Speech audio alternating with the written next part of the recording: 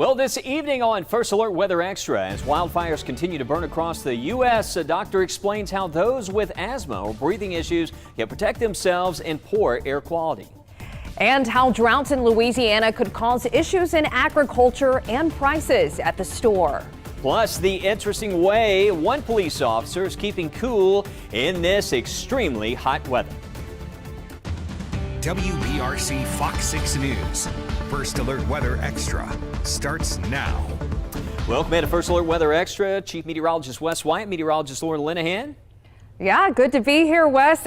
Super happy it's Friday. I don't know about you. Well, that's what I was waiting on there. I was waiting on a Friday. Yeah, Friday. Right? We got the Friday dance. We are so happy. Yeah, it's been a short work week for me. Been on vacation, but I know you'll be going on vacation soon. But there's a big question about the tropics, Wes. Yeah, big question, Lauren. And things are evolving quickly here. The Gulf is on alert, especially the west coast of Florida. We could have another tropical storm soon. And we actually had some scattered storms today. Let's show you the next big thing here that we're monitoring. And first off, as we go to the radar, you can see all the scattered showers and storms that we had earlier. Those have mostly dissipated, but we'll take another look at radar. I want to show you the headlines here. It's a First Alert Weather Day tomorrow and Sunday. Now, First Alert Weather Days, extreme heat. We got storms back in the forecast, scattered thunderstorms, and we are watching the Gulf of Mexico. Tuscaloosa today setting a record high, 101 degrees, a previous record 100 from 2011.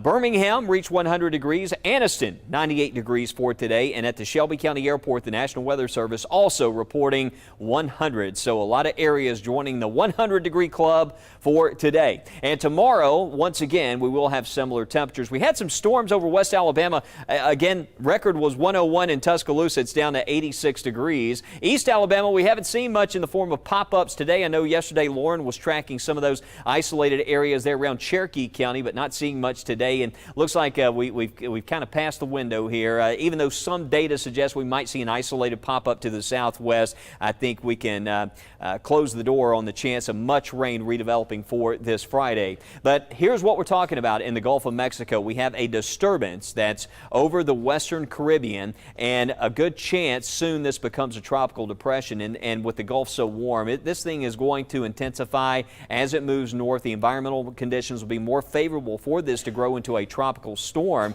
The GFS is one of our global models that we look at. Some of the ensemble data there just wasn't making a lot of sense earlier today. We're taking a look at it, and it was wanting to take the system more off to the west. But most of the guidance that we're basing our forecast on, we feel rather confident in, and this thing moving more towards the east, towards Florida. That said, I mean, parts of the Gulf Coast could be impacted here. So if you had travel plans, places like Tampa, places like Apalachicola, those areas even need to watch this in case this grows into a powerful tropical storm or quite even possibly even a Category 1 hurricane with time. But I just want to stress the system hasn't even developed yet. So that could change a lot. I mean, if the center decides to reform off its current position, that could throw off the forecast track. So again, that's why I encourage you to really check in often this weekend and into next week, especially if you have a trip planned here, because we could see some changes in that track. But just know, greatest possibilities right now are for this system to stay off to the east. And it looks as though we're going to be seeing Franklin move further north. We'll show you that system and where it's going, all coming up in weather and our tropical update. Well, across the country, severe weather and heat went through parts of the U.S. this week, all over the U.S. Michigan being hit hard, though, by heavy rainfall. Take a look at the scene yesterday as extensive flooding in Detroit followed after the heavy rain. This was from the same system that brought a large and extremely dangerous tornado to Williamson area, and at least 5 people have died as a result of these storms, sadly. And as of this morning, a little under 660,000 homes and businesses were without power, including some places in Ohio. As the heat continues to ramp up this week, Chicago's heat index reached 120 degrees on Thursday, breaking a record for their hottest feels-like temperature in recorded history. Lauren, we know all about breaking some records around here. And man, 120 degrees, it makes me more thankful for what we've been dealing with down here. Well, elsewhere in the Midwest, an Iowa police officer dressing the part as the weather continues to run as hot as an oven. The officer in Ames is having a little fun in the heat by wearing oven mitts as a joke. The city had a new record high on Wednesday after hitting 100 degrees. Some schools canceled class and a local ice cream shop was even closed until today. The owners saying they were worried the heat would break their outdoor cooler. And in Louisiana, the heat is beginning to impact agriculture there. Chris Rosado spent Thursday speaking with those who are fighting every day to keep their crops alive. And as he explains, lower crop yields could impact your wallet.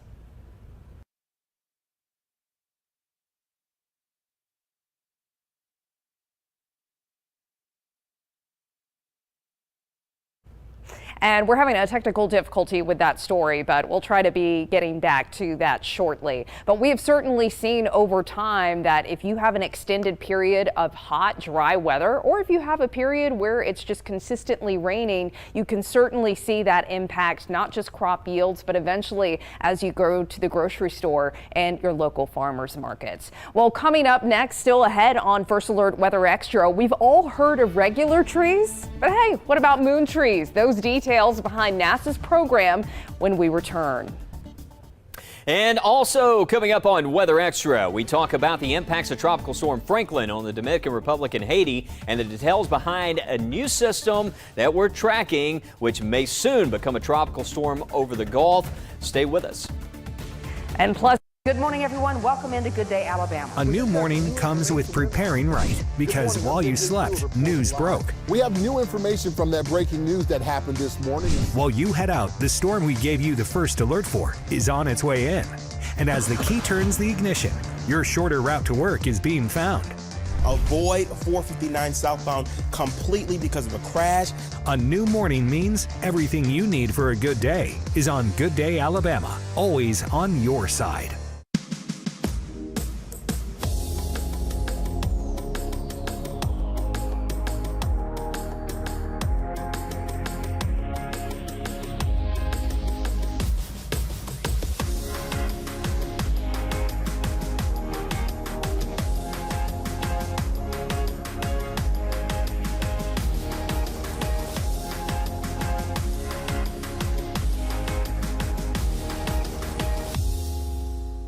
The First Alert traffic you need to get you there safe and on time. Tomorrow morning, everything you need for a good day is on Good Day, Alabama. You're late, out the door, and on the go. Don't worry. Good Day, Alabama continues all morning long. And wherever you watch, this is what you need to know right now. More reporters on the streets with more hours of news when you need it. Everything you need for a good day is on Good Day, Alabama.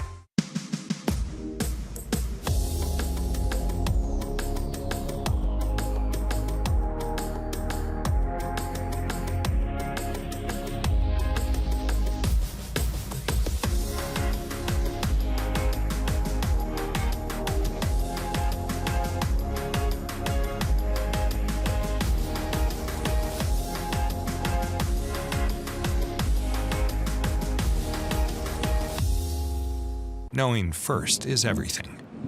First Alert Weather.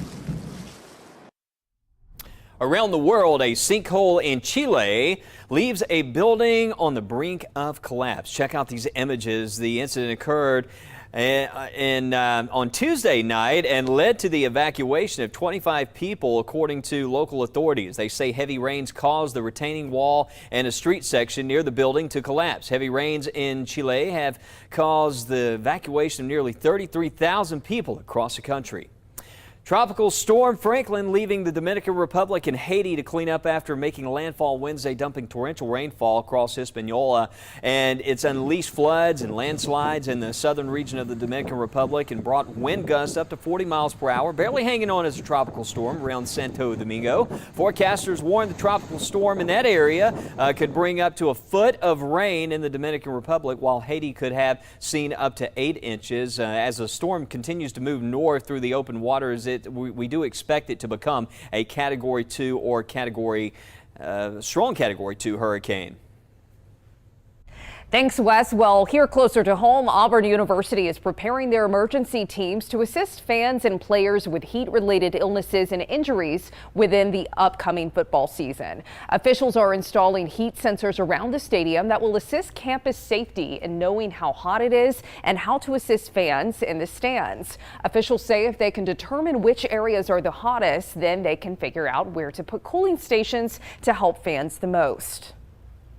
As you can imagine, football Saturdays, it's very hot, lots of people in here, and we have a lot of different heat-related injuries and issues every single season. And so, part of this project is really just to understand the science behind, what's going on related to heat, and being able to collect that data and, utilize it really to better allocate our resources, our personnel, and to provide more enhancements to our current heat plan. And Johnson says they have installed a wet bulb sensor on the field that collects data on temperature, humidity, wind speed, and lightning strikes and transmits it into real time to their weather center on campus. As wildfires continue to burn across parts of the U.S., a new report is highlighting the dangers of the wildfire smoke in people who have asthma or other breathing issues. In today's Health Minute, Mandy Gaither tells us how they and others can protect their lungs.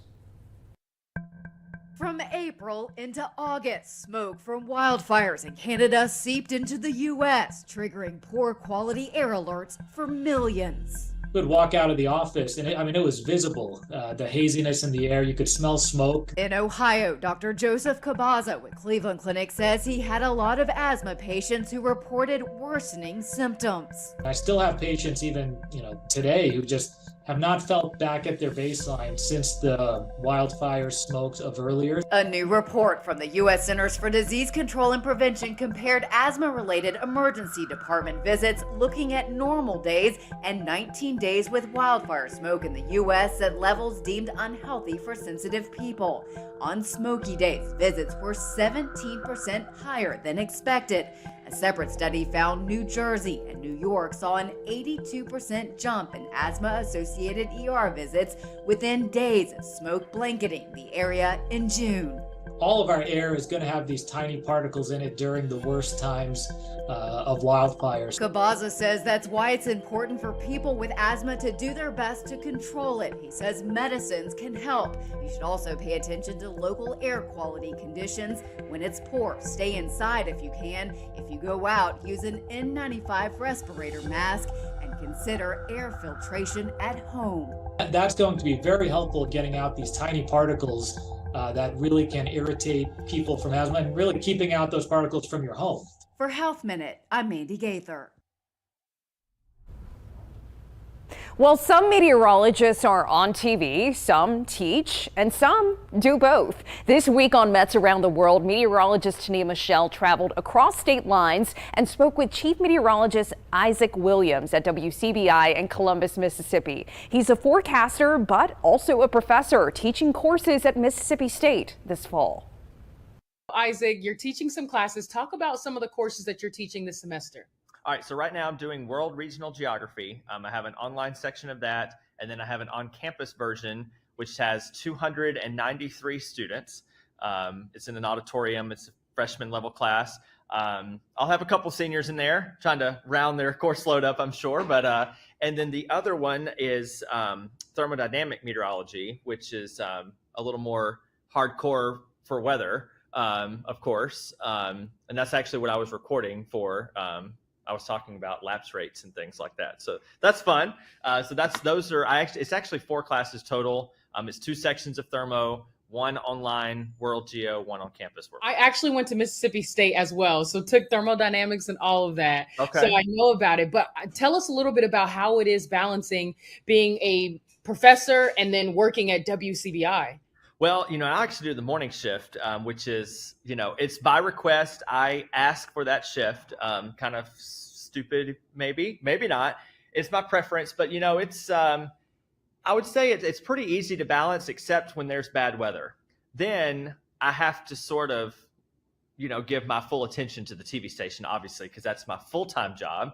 But the university is fantastic. You went here. I came to this program about 10 years ago. And they just, I think they really appreciate having somebody, actively doing TV, but also dipping their feet into teaching just a bit. So I'd say it's pretty easy. I kind of devote the morning to TV, obviously, and in the afternoon is I'm catching up on emails from students or recording a video like today.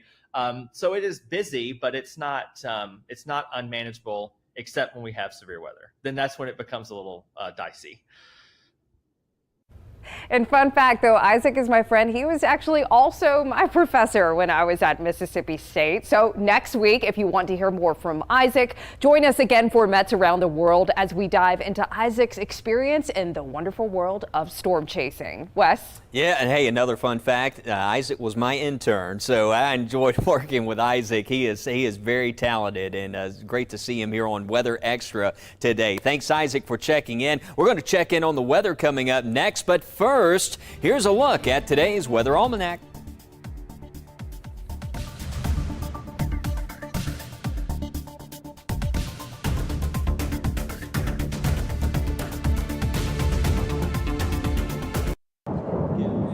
We heard the first alert. Mom says we have to go.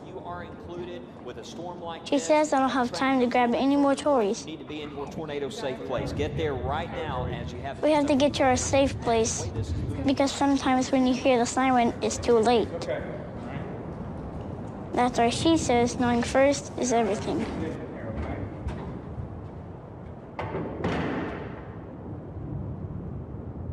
We know weather can be grab the umbrella or jogging shoes, but it's so much more. It's a science, an art, led by knowledge and experience. And no one has more of that than a WBRC First Alert weather team. Warning you first with more hours committed to you. And the first forecast built to see weeks, days, and even minutes ahead, right down to where you live. From the team you trust on your favorite screen. Doing the weather better. The WBRC First Alert weather team always on your side. The first alert is more than a warning. It's a promise. A promise to get you out of harm's way with plenty of time to spare. 4 walls and a roof can be replaced. Lives can't. That's why knowing first is everything. First Alert weather.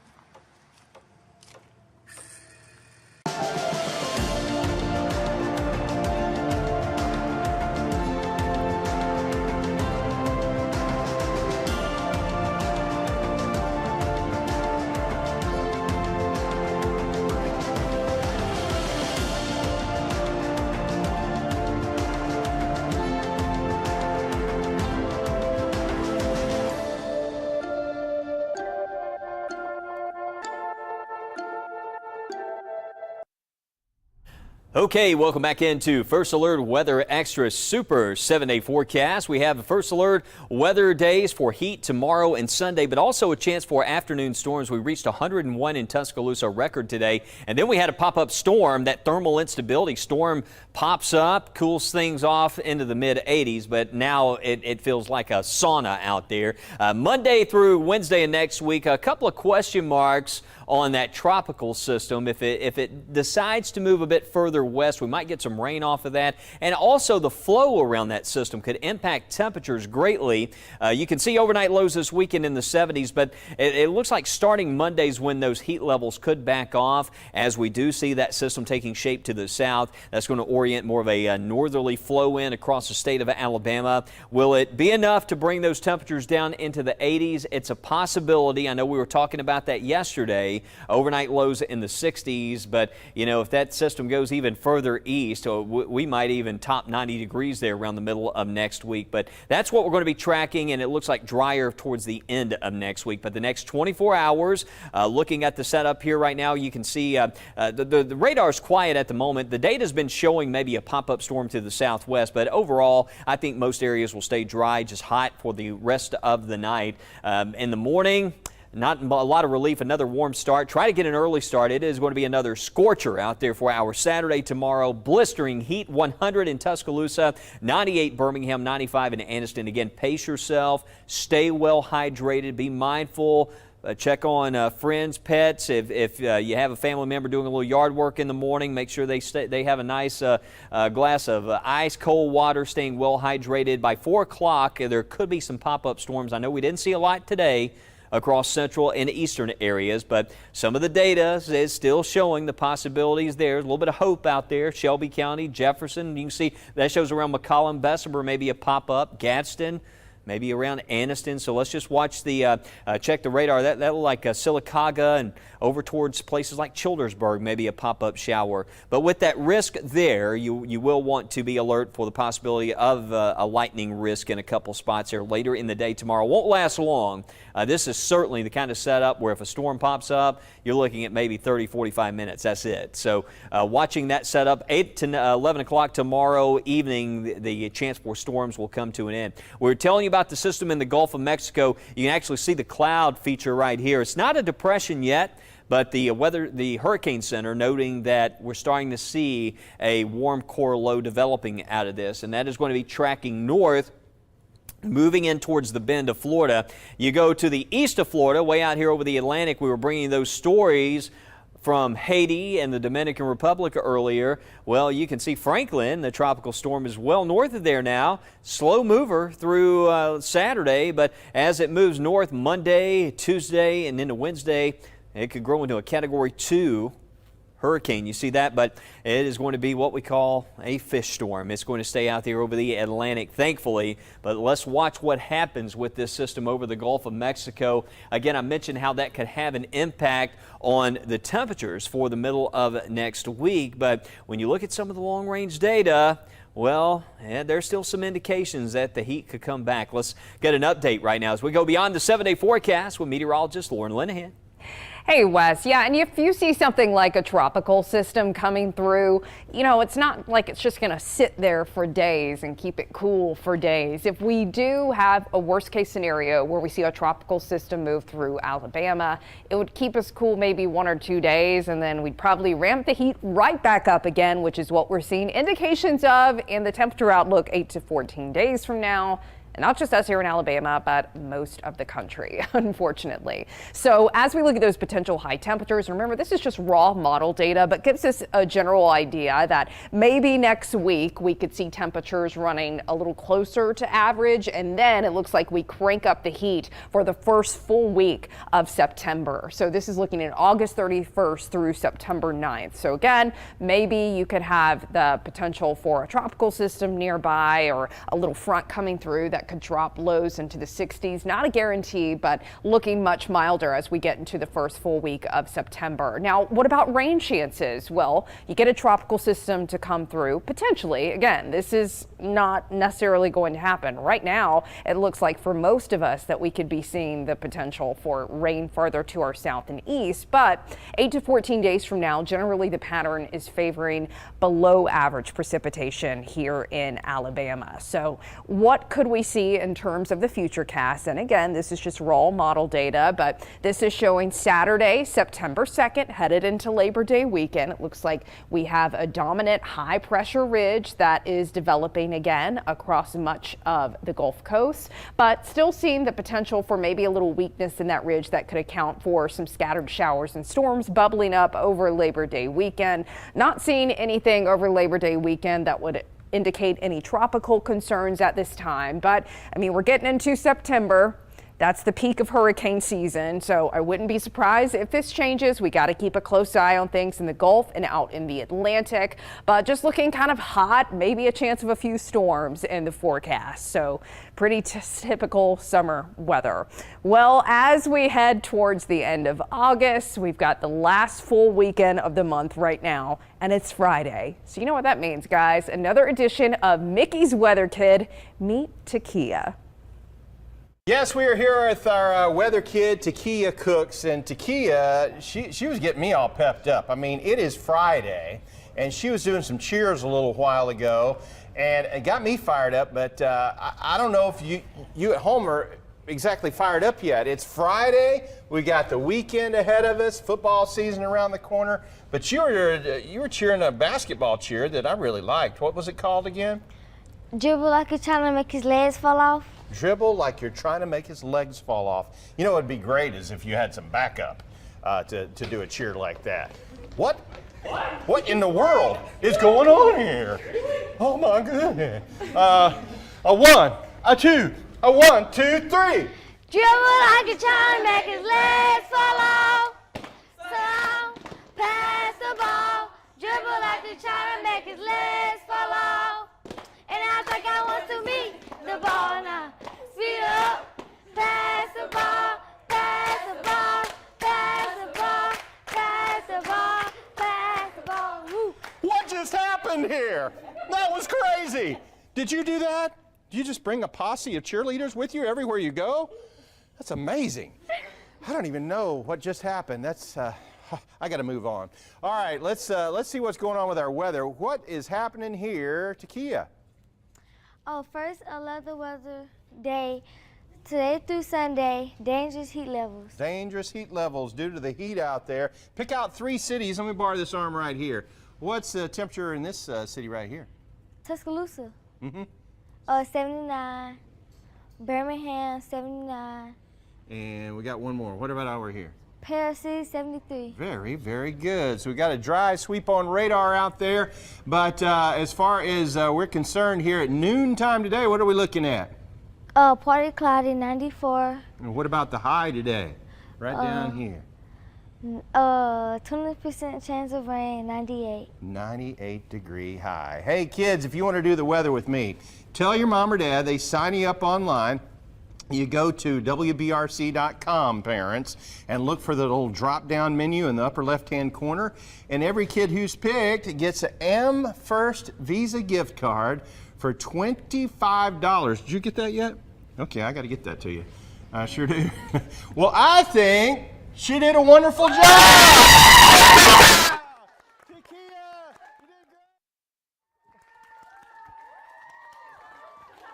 She's number 1. Woo-hoo-hoo!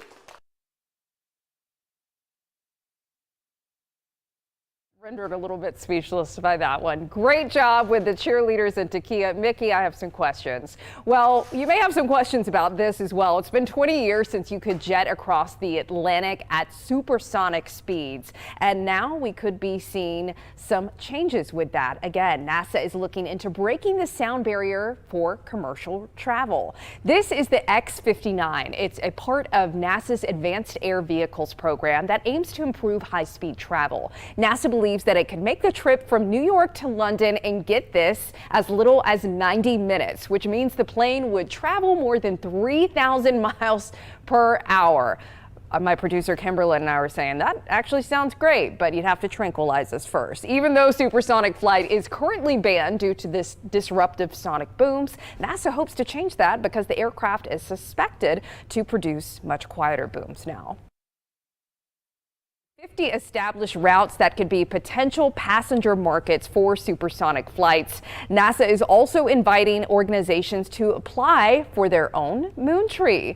Moon trees are just like regular trees, but they're grown from seeds that flew around Earth's natural satellite. They include sycamore, sweet gum, sequoia, and pine trees. The Forest Service has germinated them into seedlings that are ready to be planted. Schools, museums, science centers, and community groups have until October 6th to apply for one.